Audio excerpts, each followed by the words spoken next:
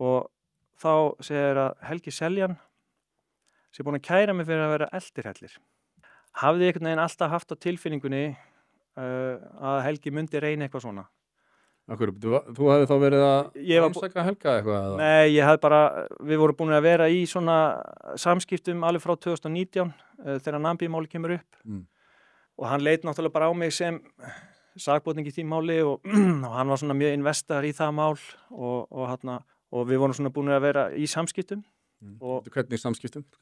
Ég bara fljótlega eftir að Namibíumáli kemur upp á og það hann í loka árs 2019, byrjun árs 2020 þá hefur hann samband við mig og vill hittast á þessu kaffihúsi á Skólavörðustígnum og þó að hann segir náttúrulega í dag að ég hef alltaf verið að koma á eldan sko og þannig að sko þegar maður byrjar á því var eitthvað svona skrítin strax 2020 þá hugsaði ég með mér ég verði eiginlega að passa mig á hann sko og hann að ég geymdi öll SMS-samskiptun okkar og þá segir lögreglan mér að Helgi Seljan hafi afhent símann sinn og þeir hafi tekið svona rafrænt afrit á honum og sína mér svona SMS-in og ég horfi bara á þetta og þetta ekkert það sem þetta vantar alveg fullt sko þannig að ég sagði sem betur fyrir með restina sem að upphafi sko og þeir lögmaður minn laði bara fram þessi SMS og þá fór nú að renna 2 grímur á lögreglumanni sem var að rannsaka þetta mál og áttu þá við að samskiptin sem að þú gast sýnt fram á það var hann sem var að reyna að ná í samband við mig sko. Hann var alltaf að reyna að komast í samband við mig sko. Og það sanna að þú er ekki eldirhellir í þessu samhengi. Já, ekki einu sinni bara þetta. Heldur, þarna komu síðan einhverjir einstaklingar sem eru vinir hans og voru að vitna það. Ég hef verið þarna fyrir utan þetta kaffihús þarna í september áður sko, nokkrum vikum áður og þarna ég nýkomin á sjónum og ég bara í september í fyrra, hvað var ég eiginlega að gera, veitu? Og hann að vera eitthvað að reyna nei, segir löggan, þetta núna í september. Og þá horfði ég bara á hann og sagði, hvernig getur það verið? Ég var út á sjó, þú getur bara fengið það staðfest hjá Samgöngustofu. Þannig að það var rangur framburður hjá þessum vitnum? Já. Vitnum að þú væri einhvers staðar sem þú gast ekki hafa verið? Já. Okay.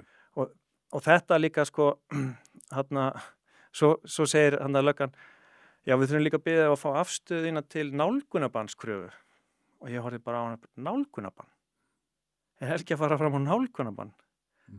Já. Og ég sagði bara nei, ég bara neita því og teka þetta ekki í mál.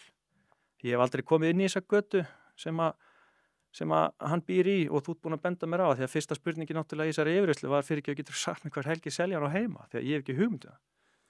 En býtu, af hverju ætti Helgi að vera að búa til eitthvað svona mál? Ég meina, hvert er hans mótíf í því? Ég skil það ekki alveg. Nei, að því að nákvæmlega nokkrum vikum áður í þessu Namibíumáli þá var eitthvað aðeins farið að halla á hann. Samir gerði svona YouTube myndbönd það sem að kom í ljós að þarna í Seðlabankamálinu sem er náttúrulega mál sem að tengdist mér aldrei þá var Helgi með óvöndu vinnubröð sko. Já, meinar þessar sem hefur talað sem árásir skæruliðadeildarinnar eða eitthvað svoleiðis og þú vilt meina að það sé viðbragð Helga við því að kæra þig? Já, þá fór hann að reyna að búa til eitthvað sko, eitthvað skrýmsli úr mér sko. Og sko nálgunarbannskrafan henni var nú hafnað á einhverjum með tíma, bara einhverjir sko 4-5 klukktímar. Okay.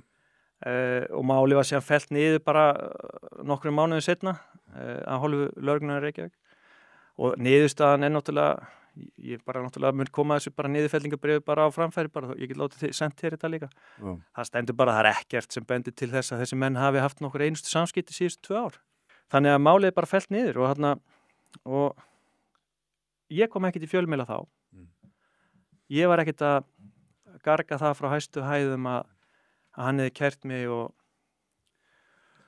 málið hefði verið fellt niður og Af hverju fórstu ekki fram í fjölmiðla og sagði frá því? Af því að ég er bara þreyttur.